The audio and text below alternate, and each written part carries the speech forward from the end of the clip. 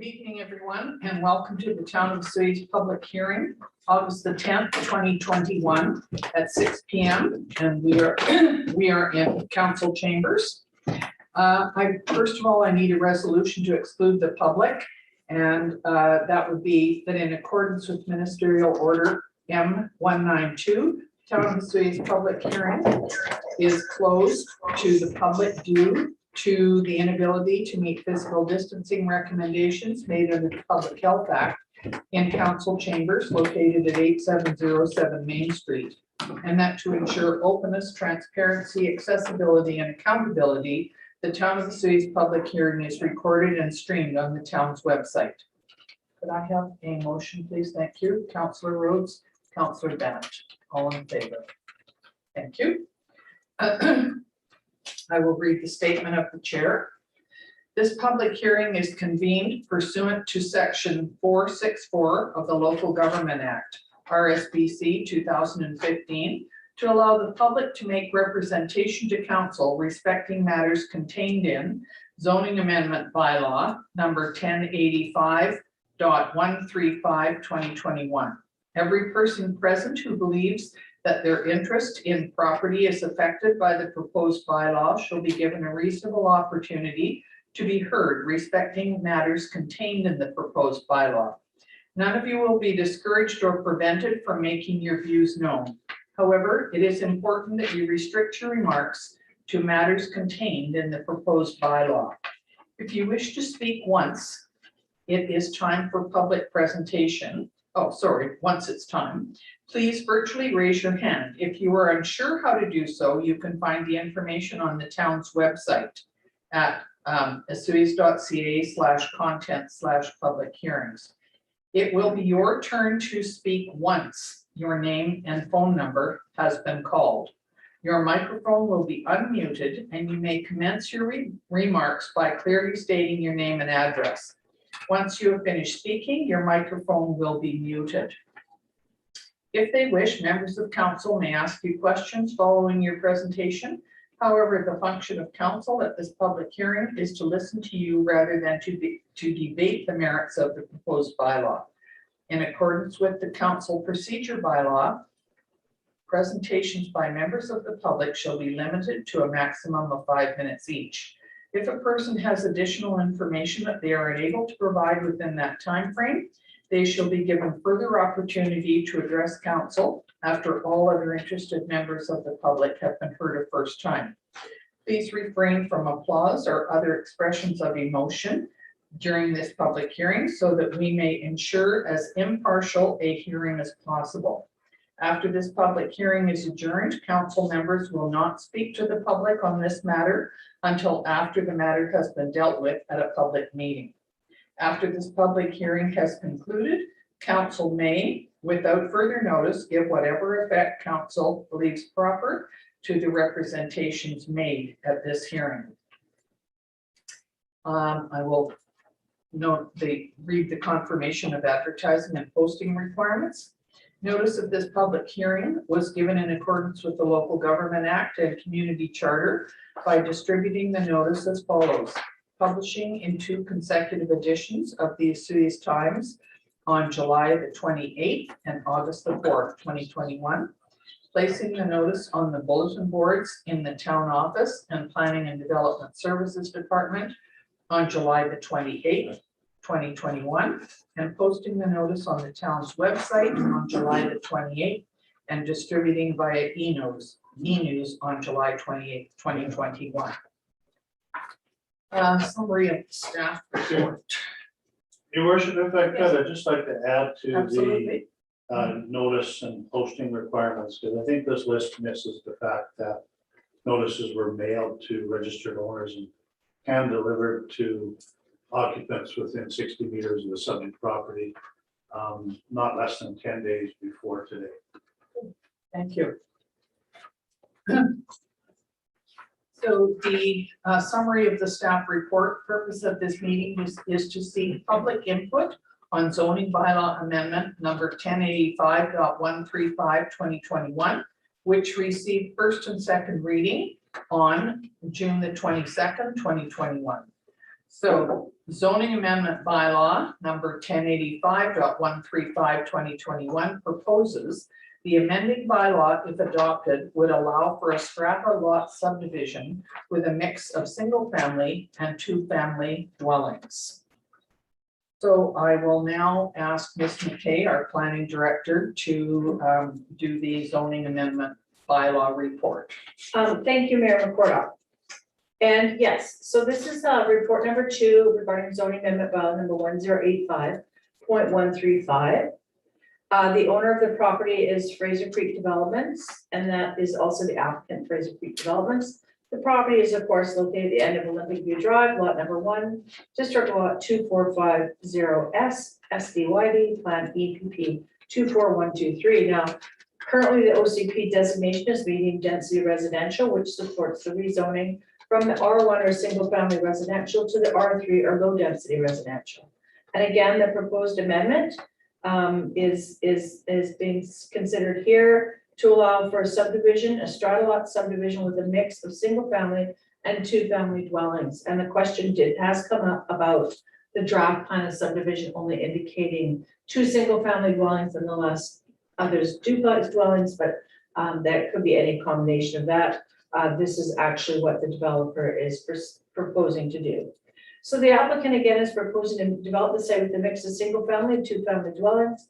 The subject property is 2.889 hectares in size, and the proposed strata development will also required to comply with the town subdivision and development servicing bylaw, and staff had been working on a previous proposal for this site, and operational services staff and the town's engineer have already reviewed the draft servicing plans for this property. And again, the draft plan of subdivision is attached, indicates the 3 housing forms being proposed, inclusive of single family homes, walk-up duplex units, and walk-out basement duplex units. And I did have somebody call and inquire about what that meant, walk-up and walk-out. So it was good that people are asking questions.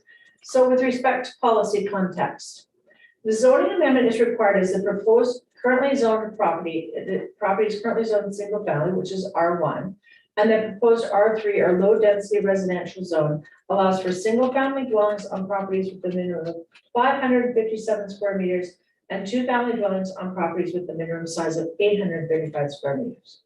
Now, the official community plan has identified this property as medium density, and the proposed development is in conformance with the official community plan. Further support for the development in this area can be found in section 8.4 of the official community plan, which directs that new growth areas will only be created to accommodate realistic projections of land needs that exceed the capacity of existing urban areas. Outward expansion is to be directed to the hillside areas outside of the ALR as much as possible. Now, town staff actually reviewed a development proposal for this particular site for single family homes, at which time a geotechnical assessment of the area was requested. Now, following a review of the geotechnical report, which was included in Appendix B of this report, and the engineer's recommendation to mitigate any concerns related to rockfall, the town's approving officer advised the developer at the time that the proposal would only be considered as a strata development. That would alleviate the town's responsibility as it relates to the ongoing maintenance of the rockfall fence, rockfall catchment area, and the lock retaining walls. And just to clarify, I was just so you know, that this hasn't been going on for several years. It's been since my time here. So just to further note that the geotechnical and subsequent engineering reports were submitted as part of the first development proposal, and they've been referred to in order to demonstrate that the site is safe for the intended use as a residentially developed development area. Additional studies and engineering reports will be required as part of the Hillside development permit process.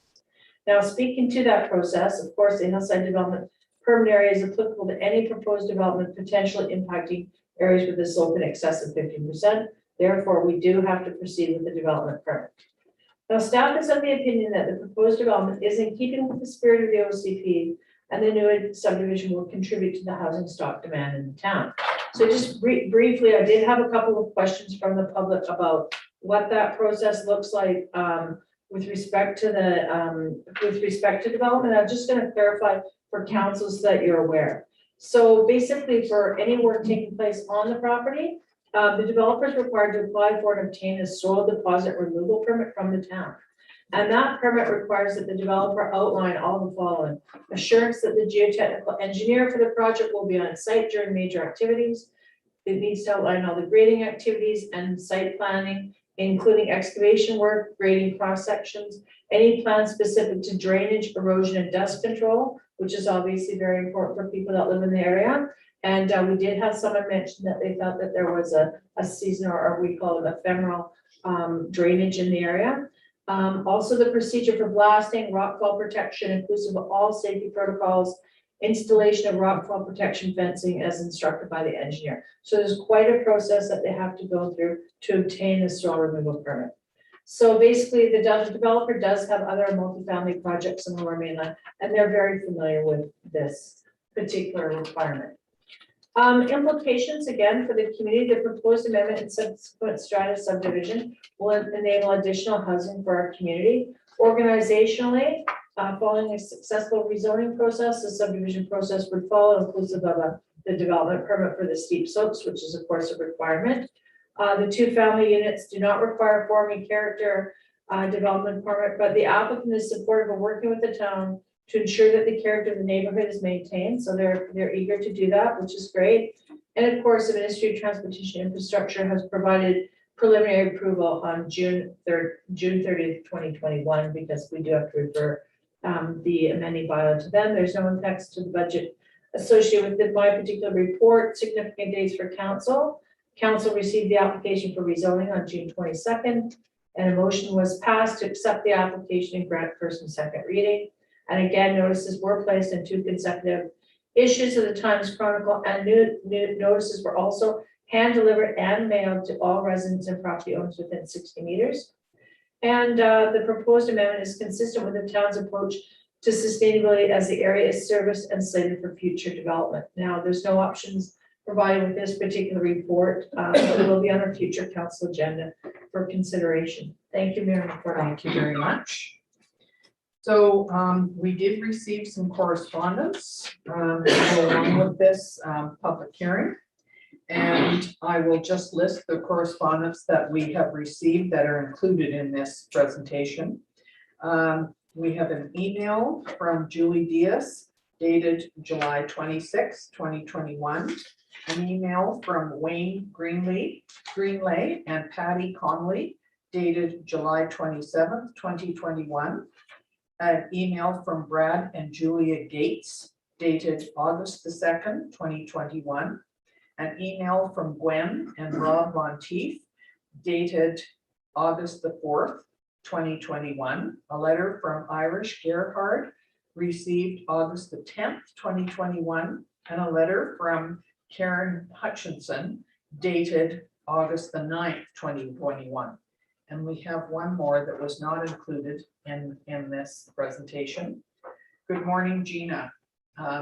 This is from Ann Phillip and Bill Langevin. Today is the public hearing and we have not heard from the developer. So we are sending you this email outlining our concerns and questions. We would appreciate this email read into the record at the hearing today. Our strata, KAS 25168, is located at 1230-300 Pinehurst Place, R6, is located to the north and below a portion of the new development. And we are assuming the zoning amendment bylaw 1085.135/2021 will be passed this evening. We have already experienced some rockfall from natural erosion over the past few years. The rock wall bordering our property and theirs is nearly vertical. So naturally, we are concerned about future digging, blasting, and removal of debris above us. We understand that the developer has to meet the town requirements that you outlined earlier with engineers and safety. However, should something occur during development that impacts our strata negatively, what is our recourse and who do we contact and who is ultimately responsible for any damage occurring in our strata? Once the strata is developed, we understand that the new strata would be responsible for the retaining wall maintenance, but we are curious if the town does periodic inspections of these retaining walls to ensure that the owners do in fact maintain their integrity. Can you tell us that? So Ann Phillip, treasurer, and Bill Langevin, president. So we are now at the point where we will certainly, if anyone has a presentation and would like to speak, we would be happy to allow that for 5 minutes. If you would like to speak and you are wanting to do so, please raise your hand.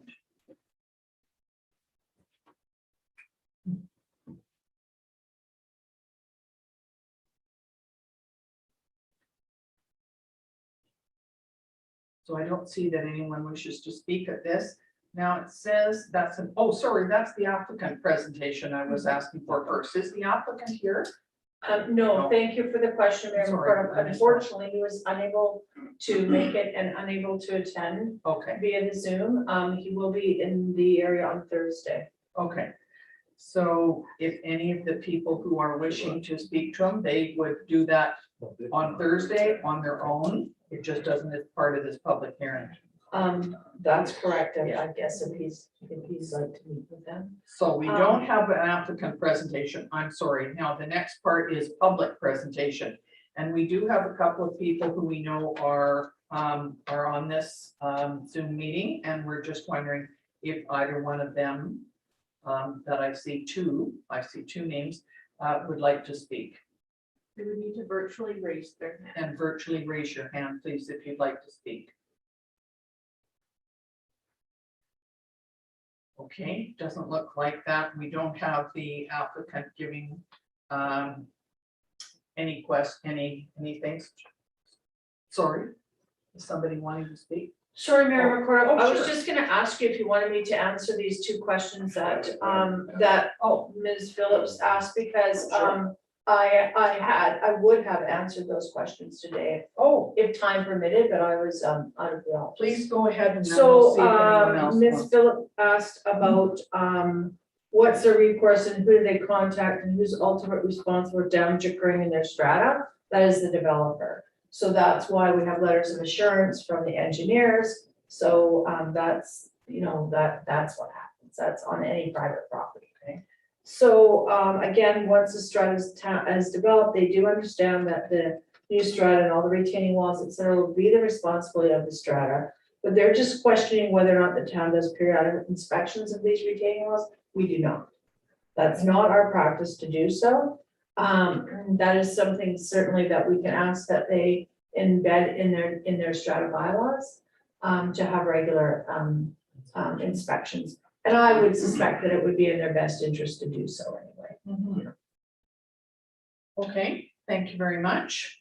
I do not see any presentations, anyone wanting to make a presentation, so I will, sorry, go ahead. Can we actually be proactive and just text them and ask them, or are they, They said- both- the two people there, we don't know if they're really hearing us or not, I know they're doing it. are they? they are, and neither one I of them just thought wants maybe to. I'd like to just ask them, whether there's only two of them.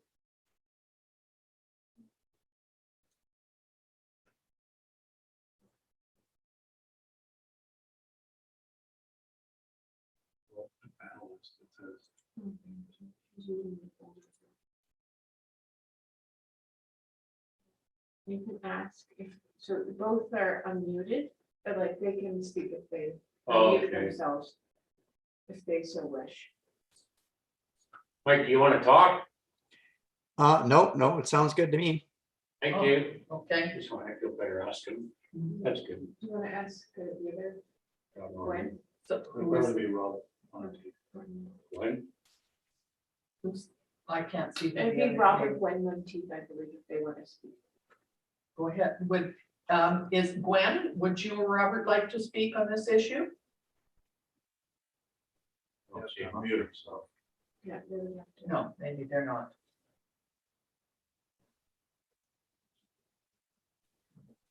Maybe, No, maybe ask her to wave her hand. Can you wave your Oh. hand at us, Gwen, if you're wanting to speak? Yeah, that's what I Oh. thought. You have to unmute yourself. And there's your helper. There. Now. There you There's, go. Okay. Welcome, Gwen. Go ahead. Did you have a question or a comment? well, I just wondered that if it is at all a good idea to build up in that area with that slippery mountainside, and it does not bode well to have to even count on it not slipping and sliding. And I just feel very nervous about it. Ms. McKay, is there anything you can say No, about this? thank you. I appreciate your comments and I appreciate your phone calls to me and taking the time to discuss it with me. The interesting thing is I did mention this to the building inspector and his comment was, well, that's what they said about building up at Dividend Ridge and at the first place, right? That there are challenges and there are many mitigated measures that will have to be in place. And that includes a lot of studies and a lot of other work that has to be done at the site. So, but it is considered to be safe for this use. Well, I really question that. And what about the bats, where we've been known to have a fine selection of bats up in that area, and they won't stay around with all that blasting and falling rock and noise. They just won't stay. Has anyone any comment on that? Yeah, this proposal will be referred to the Forest Lands Natural Resources staff members, and I have had conversations with them before. They do not consider it to be a concern. But thank you, that's a good comment. I think it would be much better if it were just left in its natural state and used as a parkland, and people can walk and bike and not disturb the land at all. And when you have all those other, or at least two that I identified as development lands, and nothing is happening on them either, and they're much more stable than this land, I think you should just go with them. Well, the land is privately owned by somebody, so they do have the ability to put forth a building permit and to go through the process. So everybody has that ability to do when they own the property. If it is not safe, well, and I wondered if you had read the engineer's report here, because it's quite detailed. And it's available for you to read, and it will show all of the concerns that they have, and I think it's addressed well. I've read it.